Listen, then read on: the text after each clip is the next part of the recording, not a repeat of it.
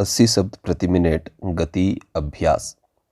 सभापति महोदय, आज हमारे देश में जो ऊपर से लेकर नीचे तक शिक्षा दी जा रही है उसमें व्यवस्था ही एक कारण है जिसकी वजह से शिक्षा का स्तर गिरता जा रहा है। विराम। मेरा अपना विचार है कि जो शिक्षा प्रणाली है और जिस रूप में शिक्षा दी जा रही है वही अनुशासनहीनता का भी कारण है। विराम।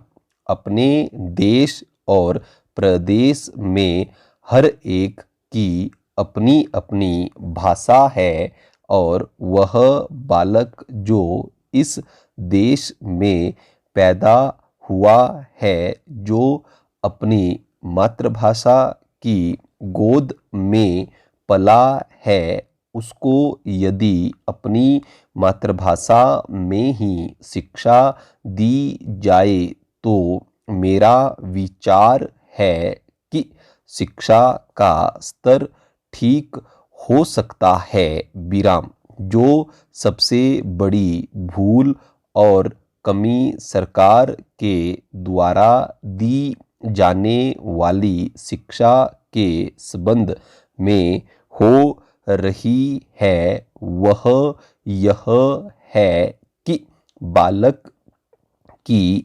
मातृभाषा में शिक्षा न देकर उसको उस भाषा में शिक्षा देने की व्यवस्था की गई है जो हमारे देश या प्रदेश की भाषा कभी रही ही नहीं। विराम। मेरा अभिप्राय विदेशी भाषा अंग्रेजी से है। विराम। मैं यह मानकर चलता हूँ कि जब से यह भाषा इस देश में आई है, चाहे वह किसी कारण से आई हो, इसे आप भी और इस माननीय सदन के सदस्य भी जानते हैं कि उससे बुरे परिणाम ही निकले हैं, कोई भलाई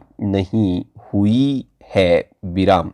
इस देश को जो हानि हुई है वह किसी से छिपी नहीं है। विराम।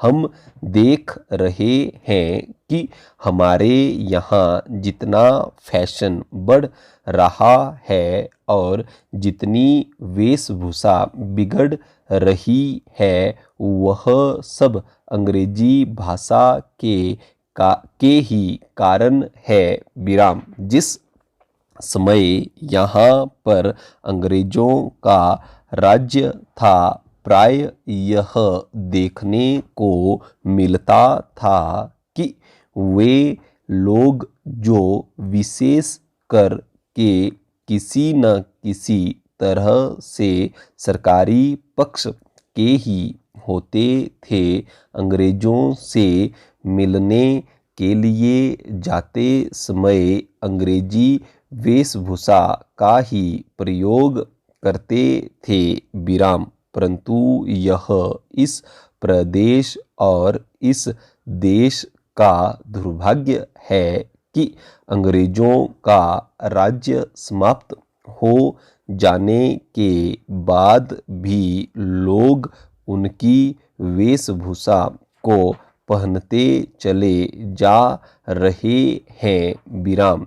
इससे जो प्रभाव हमारे देश के फैशन पर पड़ा उससे लाभ के बजाय हानि ही हुई है और हो भी रही है।